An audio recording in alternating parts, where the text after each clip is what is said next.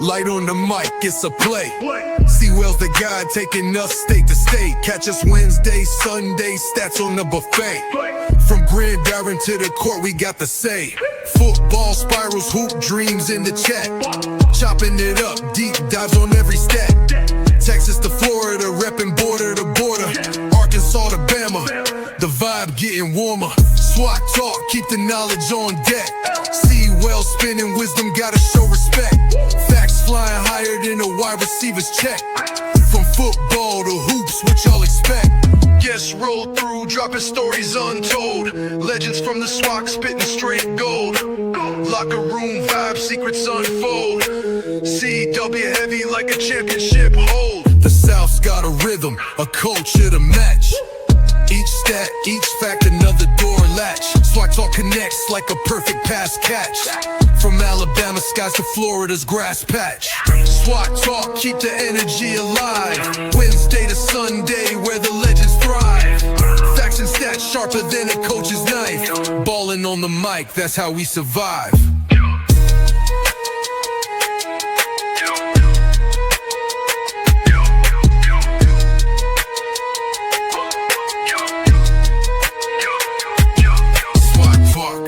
Keep the energy alive. Wednesday to Sunday where the legends thrive. Facts and stats sharper than a coach's knife. Balling on the mic, that's how we survive.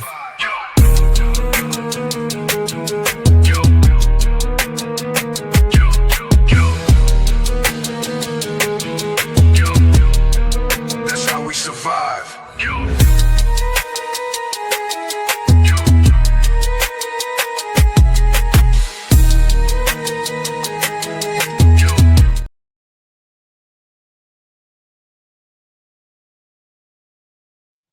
All right, everybody, what is going on? How y'all doing? Welcome to today's edition of SWAC Talk, the show we cover the SWAC inside and out. I am your tour guide around the SWAC Sewell's Convention, and today we're just going to take a look at the SWAC Baseball Tournament, which starts tomorrow, Wednesday, May 21st, runs through the 24th of May. So we're going to just kind of take a look at teams in the bracket, run through the brackets and everything like that. So with that being said, man, y'all make sure y'all hit those socials, Facebook is SWAC Talk, Instagram, SWAC Talk, Twitter, SWAC Talk 76. Also, don't forget to like and share and comment your thoughts on the tournament.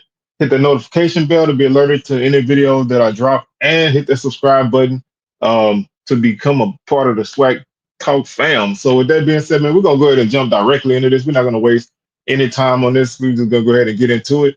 We're gonna first off start off with the seedings for the tournament. Of course, the SWAC takes 8 teams. This is the first season that they've done no divisions.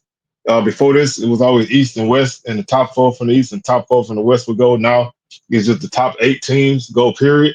Bethune-Cookman, regular season SWAC champs with a 24-5 record, 33-21 overall. They're on a 2-game winning streak. They are the SWAC regular season champs. Bam, you right behind them at 24-6, 30 and 23 overall. They are the hottest team coming into the tournament. They've won 11 games in a row. Alabama State is 21-9, 29-27 overall. They've won 6 games in a row. Pine Bluff, surprise team of this tournament. They are in the tournament for the first time, I think, since 2019. They are 17-9, 19-33 overall. They're on a 5-game winning streak. This is the second long streak they've been on in recent weeks. Grambling 18-11. 23-26 overall. They've won 2 games in a row. Jackson State 16-12, 29-19 overall. They've won 2 in a row. Southern 15-13, 23-25 overall. They've lost 2 games in a row. And Texas Southern 15-15, 22-30 overall. They've lost 2 games in a row as well. Missing out on the tournament was Prairie View at 13-14, 17-36 overall. They closed out the season on a 3-game slide. Valley 7-23 over 7-23 in conference, 12-29 overall. They've lost 2 games in a row to close out the season. Alabama A&M closed out on an 11-game losing streak. They finished 2-27 and 10-40 overall. And Alcorn finished 1-29 in conference and 6-43 overall on a 16-game losing streak to wrap up the season. Looking at the bracket. The first games start tomorrow at 9 a.m. And that will be the number 1 seed Bethune-Cookman taking on the number 8 seed Texas Southern. Game 2 is Florida A&M, the number 2 seed, against the number 7 seed Southern. That's a 12 p.m. First pitch approximately. Game 3, uh, Game 3, number 3 Alabama State versus number 6 Jackson State. That's a 3 p.m. approximate first pitch. And to close out the session is Game 4 Pine Bluff number 4 against Grambling number 5. That's approximately 6 p.m. First pitch. These games are being played in Birmingham, not Atlanta, as were in previous seasons. Like I said, Rick Wood Field in Birmingham, from the 21st to the 25th.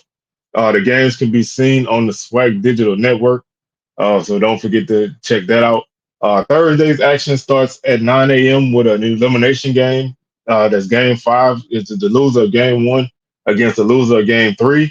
The game starts at 9 a.m. Approximately 12 p.m. Game 6 starts, which is the Game 2 loser against the Game 4 loser. Game 7 will be the first winners bracket game, and that'll be the winner of Game 1 against the winner of Game 3. That takes place approximately 3 p.m. And Game 8 wraps up the session with the winner of Game 2 against the winner of Game 4. That approximately 6 p.m. And then Friday, May 23rd, is the winner of Game 5 against the loser of Game 7. That's an elimination game. That starts at 9 a.m. Game 10 is the winner of Game 6 against the loser of Game 8. That starts approximately 12 p.m. Game 11 is the winner of Game 7 versus the winner of Game 9, 3 p.m. And then the session wraps up at 6 p.m. with Game 12, which is the winner of Game 10 versus the winner of Game 8. And then Saturday, there's Saturday's an if necessary day. You have the which will be Game 11B, which it will be basically if needed, that'll be the loser of Game 11 against the winner of Game 11. So if somebody is still sitting there needing to be eliminated, that game will be played then. And then Game 12B will be the loser of Game 12 versus the winner of Game 12. That's at 3 p.m. So 12 p.m. and 3 p.m. on Saturday if necessary.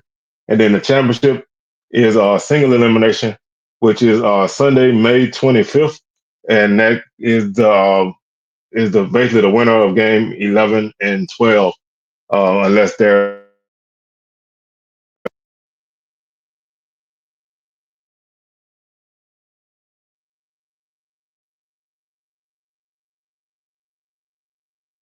All right, so next we're gonna take a quick look at the teams involved, just to kind of give you an overview of what these teams are bringing to the table. Um, First off, obviously, I would say your main contenders are your top 3 teams, especially your top 2 teams.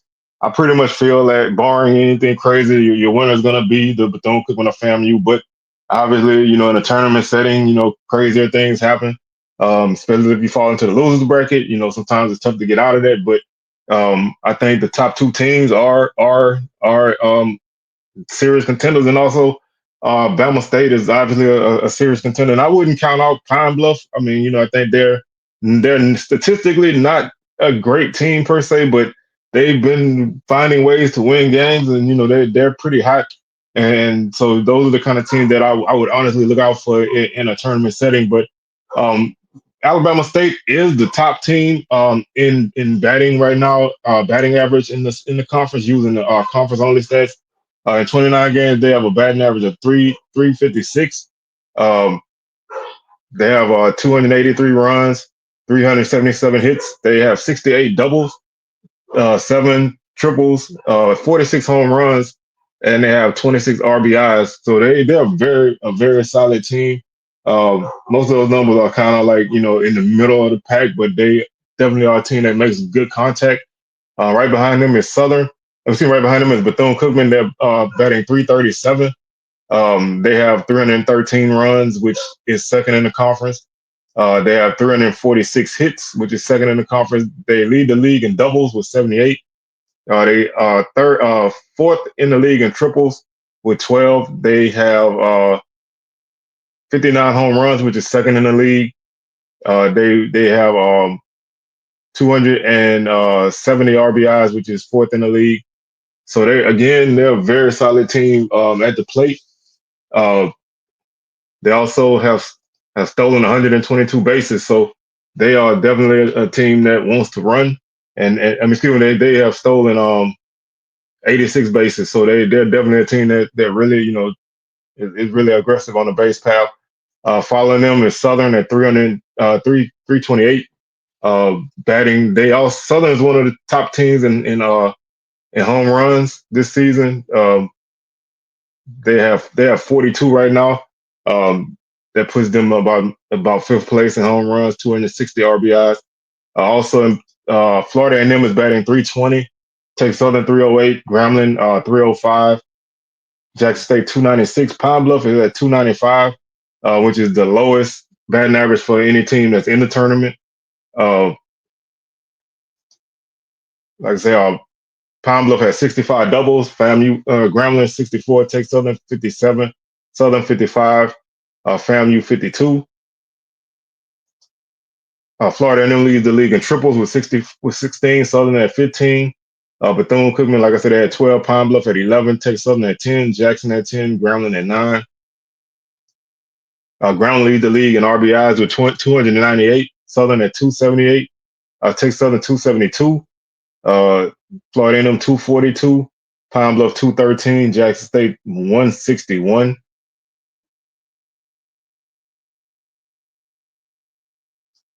Grambling leads the league in home runs with 61, followed by Bethune-Cookman at 59, takes Southern at 48, Bama State at 46, Southern at 42, FAMU at 36, Jackson State at 16, and Pine Bluff is at 7. They're not a power hitting team at all, but like I said, they just find a way to make things happen. Like I said, numerically, you look at this team and you really kind of don't really see per se where they get it done, but they don't really strike out a lot. They make pretty solid contact, and they've just been able to make some things happen. Um, Southern leads the league with 122 stolen bases. Um, Takes Southern at 88. Bethune-Cookman 86, Grambling 83, Pine Bluff 69, Jackson 61, uh, Bama State 42, FAMU 25. Southern runs a lot. They've attempted 157 steals, so they definitely are a team that tries to get out there on the base path um, and manufacture runs. Because when you look at the pitching aspect of things, of the teams in the tournament, Southern has the worst ERA at 9.07. They've been really inconsistent pitching. FAMU has a 4.23 ERA, Bethune-Cookman 4.58, Jackson State 4.94, Bama State 5.41, Pine Bluff 6.24, Grambling 7.4, takes Southern 8.0.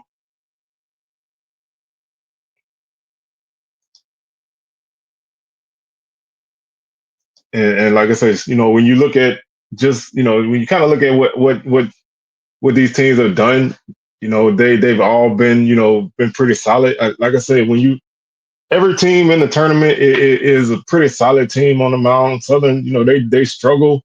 A lot of it is fielding as well, but Southern is actually fifth in strikeouts with 214.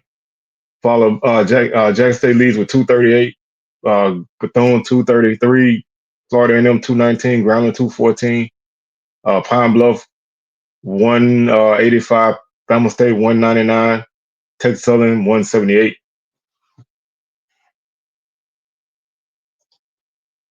Grambling has given up 47 home runs this season as a pitching staff. Texas Southern 39, Southern 34, Bama State 31, Pine Bluff 30, Bethune 22, FAMU 17, Jackson State only 13. They've done a good job of keeping the ball in play and making sure that they can have their chances to get those outs and get out of the innings. Um, when you look at the teams in the tournament, and this is one thing I think that's going to play a big factor in it. Pine Bluff and Southern, they both have 47 errors. That's the most of any team in the tournament. Groundling 45, Bethune-Cookman 41, Bama State 41, FAMU 37, Texas Southern 34, Jackson State 27. Those kind of things can be a big difference between getting out of a game and dropping a game, especially trying to close out innings. You get guys on base and then you advance them because of a bad throw. That kind of stuff can kind of hurt you in a tournament. But just looking at some of the individual guys to look out for, Daniel Figueroa from Bethune-Cookman is batting .519. Kelton Phillips from Texas Southern is at .440. Cardell Thibodeau from Southern is at .438. Warren Cruz from Bama State is at .431. Damian Garcia from Texas Southern is at .407. Isaiah Landry from Bama State is at .405. Jorge Rodriguez from Bethune-Cookman is at .398. Thibodeau leads the league in slugging percentage at .893. Figueroa leads the league in on base percentage at 60. 60%. Thibodeau leads the league in on base and slugging percentage at 1.44. Thibodeau also leads the league with 46 runs.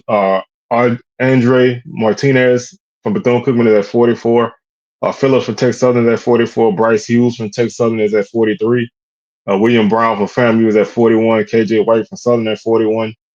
Shannon Martin from Groundling is at 40. Warren Cruz from Alabama State leads the league with 53 hits. Thibodeau 53 as well. Phillips, Texas Southern 51. Martinez leads the league with 57 RBIs. Thibodeau is at 51. Bridges from Groundling is at 50. Garcia from Texas Southern is at 49. Hill from Groundling is at 45. Douglas from Bama State is at 44. Cruz leads the league with 13 doubles. He's from Bama State. Brant Voss from Pine Bluff has 11 doubles. Brody Popel from FAMU has 5 triples to lead the league. Martinez leads the league in home runs with 17. Garcia from Texas Southern has 14. Thibodeau from Southern also has 14. Jose Figueroa, he draws a lot of walks. He has 35. He's from FAMU. Popel from FAMU also has 31 walks. So that's 2 very disciplined guys at the plate. William Brown from FAMU also has been hit by 23 pitches, so he's not afraid to step in there and take that and get on base. Right now, Bryce Hughes is the leading guy in the tournament in stolen bases with 28. White from Southern at 25. McClatty from Jackson State is at 24. Phillips from Texas Southern is at 21. Lee from Bethune-Cookman is at 20. Rivera from Bethune-Cookman is at 20. And just a quick look at some of the pitchers to look out for. Kenny Fabian from Pine Bluff. He has a 1.9 ERA. Eric Elliott from Jackson State, 2.5. Garrett Workman from FAMU, 2.9. Edwin Sanchez from Bethune-Cookman, 3.1. And Carson Kelly from FAMU, 3.8. Right now, Elliott from Jackson State has a 1.94 opponent batting average. Fabian from Pine Bluff, 2.13. 213 opponent batting average. And Gonzalez from Jackson State at 229. Bartowski from Bama State is at 230. Gonzalez from Jackson State is the leading guy in strikeouts with 67. Grace from Southern is at 65. Elliott, 63. Sanchez from Bethune-Cookman, 61. Eric Gonzalez has 24 strikeouts of batters looking, so he has some good stuff to get that final strike on guys. Nick Luckett is the leading guy in terms of wins with 8. Fabian with 7. Luckett's from Southern. Fabian from Pine Bluff has 7 wins. Also, Sanchez from Bethune-Cookman has 7 wins. Bates from Grambling comes in with 4 saves. Lott from Pine Bluff. Spurgeon from Jackson State. And Kelly from FAMU. Also, Bartowski from from Bama State. They all have 3 saves apiece. Bartowski, he has allowed 31 hits this season. Fabian has allowed 15 runs from Pine Bluff. He also has 14 earned runs, so they've done a really good job when he's on to keep everything going. Um, and you know, like I said, there's a lot of talent in the league this season. And like I said, when you have FAMU and Bethune-Cookman coming to the conference, they really up the level of play. Bama State has been a solid program the last few years. Jackson State has historically always been good. Southern as well, but those two teams haven't really been at the peak that they normally are. And like I said, Pine Bluff is one of those surprise teams. This should be a really entertaining tournament. This is one of those tournaments that like I said, I think your top two teams are the odds-on favorites, but I wouldn't really count out any of your top four teams, and even a team like Grambling could surprise you if they can, find a way to get past Pine Bluff early. Obviously, the key is to get in the winners bracket and make your way there. I mean, if you make it into the losers bracket, then of course you got to work a little harder. But I think that the opportunity for everybody is there. And I do like having all just doing away with divisions, and it kind of worked. And it kind of worked just the same because you have two teams who are East teams that didn't make the tournament. You have two teams that are West teams that didn't make the tournament. So it pretty much still evens out. And honestly, other than the Jackson State Bama State matchup and Pine Bluff Grambling matchup, you still have East versus West in the other two first day matchups. So it's still almost as just like it is a East versus West situation. So I think this is one of those seasons where it kind of worked itself out because you have three teams who combined for 10 wins and that didn't make the tournament, and Prairie View was just outside of that. So this is a good thing. I hope they keep it at 8 because I don't think you need to go lower than that. Anything lower than that, you start to really get dicey. So I think 8 is good. And like I said, Prairie View, they just missed out on the tournament. They had a 3-game slide to close out the season, so they win any of those couple games, two of those 3 games, and they probably end. So they had their chance that they kind of let it slip away. But other than that, the other 3 teams honestly didn't have a shot. So I think this should be an entertaining tournament. Again, it starts on Wednesday and finishes on the 25th. So with that being said, man, y'all make sure y'all check the games out on the SWAC Digital Network. And with that being said, man, I'm your tour guide around the SWAC. See well signing out, and I will catch y'all on the rebound. Peace.